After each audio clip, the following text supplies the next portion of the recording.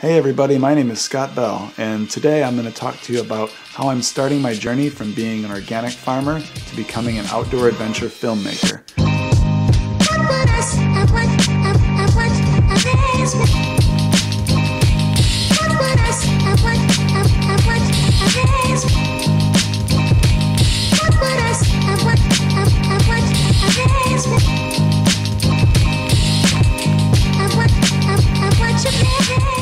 Today I'll outline 3 steps that I'm taking that I think anybody that's interested in changing their career to a creative field might want to pursue to be successful within that new career.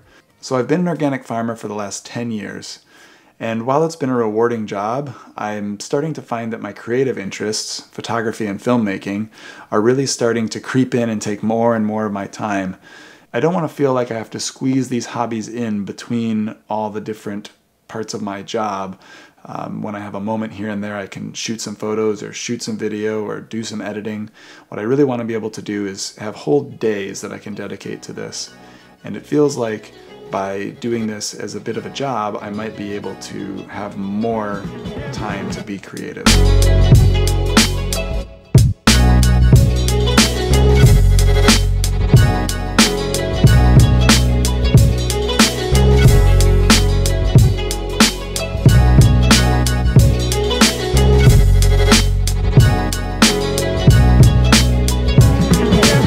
What I'm doing is figuring out how I can generate a little bit of income from my creative outlets like filmmaking and be able to spend more of my day doing those activities, honing that craft, and be able to really make it my future career. One of the reasons I want to move from farming into filmmaking is because I think I can make a positive change in the world through the films I create. I hope to be documenting people as they're exploring beautiful places on this planet, and as viewers see that, they'll be inspired to visit these places, to conserve these places, and just generally respect the place that we live. 3 things that I think anybody can do that's looking to change their career, and particularly if you're looking to change your career into working in a creative field. First off is to set yourself some goals.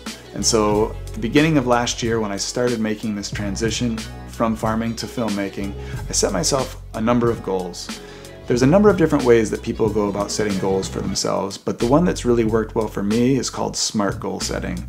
It stands for specific, reasonable, attainable, measurable, and time-based.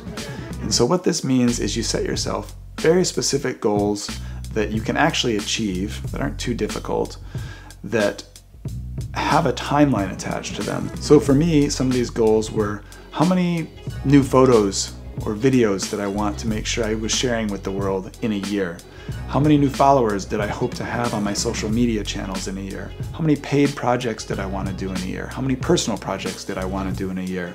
And so I specified the number that I was attempting to achieve and then made myself a to-do list. And as I achieve these goals, I check out those to-do list items and feel happy. So I think goal setting is really at the core of a successful transition.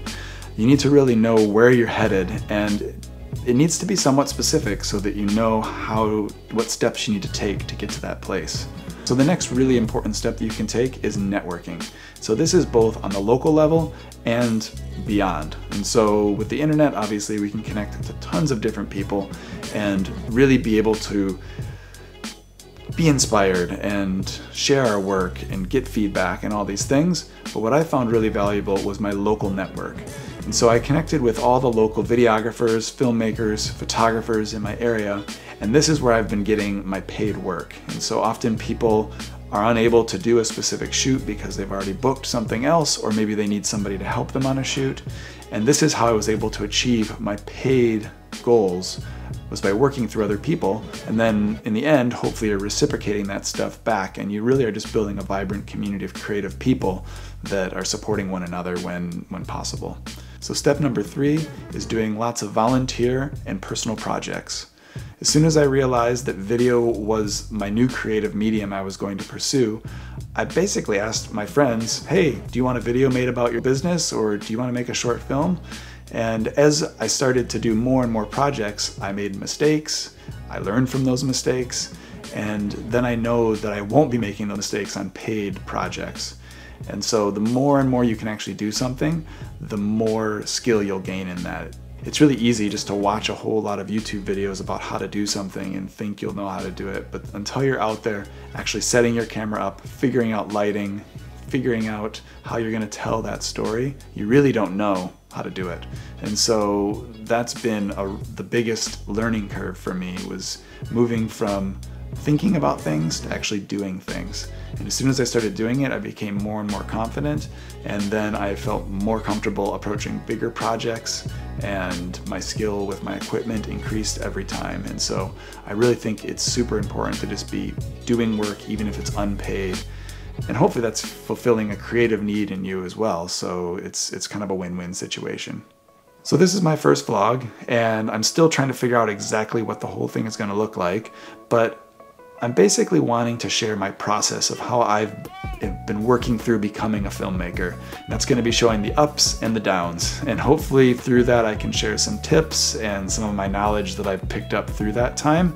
But I also want to share some of the adventures I go on. So I do a lot of backcountry hiking and go into the mountains. And recently I just came back from a trip to Nootka Island, which is on the west coast of British Columbia.